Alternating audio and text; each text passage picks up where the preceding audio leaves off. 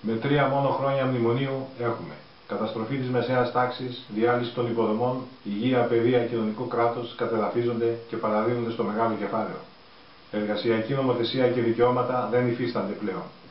Η κοινωνία καταρρέει. Χιλιάδες αυτόχειρες, εκατοντάδες χιλιάδες στα συσίτια, 1,5 εκατομμύριο άνεργοι. Όλο και περισσότεροι δουλεύουν χωρίς να πληρώνονται. Άνθρωποι πεθαίνουν δίπλα μας από την πείνα και το κρύο, κοιμούνται στα παγκάκια και τα πεζοδρόμια. Σκουπιδοδύφηση, επετεία, εκπόρνευση, τα ναρκωτικά σε υπερπροσφορά καταστρέφουν την νεολαία, μηδενίζοντας την όποια διάθεση αντίστασης. Λοιπόν, τι περιμένουμε? Αν δεν αντιδράσουμε άμεσα, τώρα, σήμερα, θα πάψουμε να υπάρχουμε σαν λαός και σαν πολιτισμός.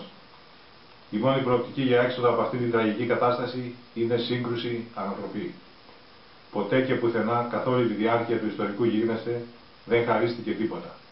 Όλα κατακτήθηκαν με αγώνες και ποταμούς αίματος. Αντιθέτως, όποιος λαός απεμπόλησε τα αγωνιστικά αντανακλαστικά του, έχασε τα πάντα.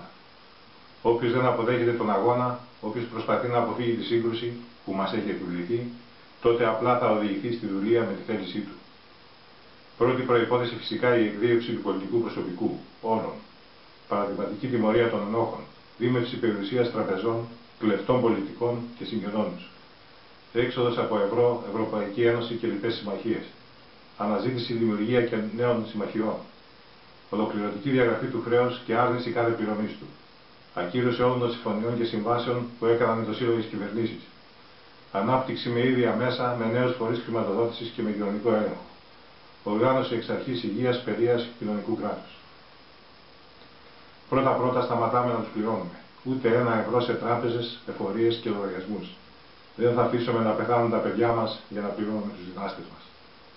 Ομάδες περιφρούρησης σε κάθε χώρο, σε κάθε γειτονιά, ενάντια σε κατασχέσεις, κόψιμο ρολογιών ηλεκτρικού νερού, με ειδοποίηση μέσω κινητών, διαδικτύου, να μαζευόμαστε ακαριά, να τους ξυλοφορτώνουμε και να τους εκδιώκουμε όλοι μαζί.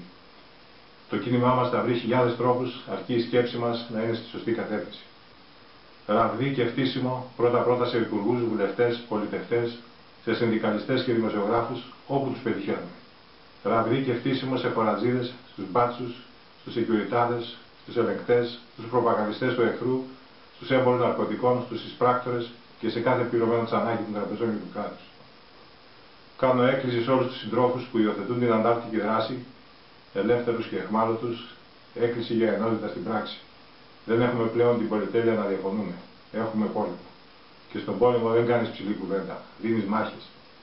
Σύντροφοι της ένοπλης δράσης, ελεύθεροι και αιχμάλωτοι, στηρίξτε και πλαισιώστε το εγχείρημά μας. Βγάλτε ανακοινώσεις υποστήριξης, βοηθήστε σε επίπεδο αναλύσεων και προτάσεων. Σύντροφοι της άκρας αριστεράς και της αναρχίας, όσοι έχετε ακόμα μέσα σας στο μικρόβιο της Επανάστασης.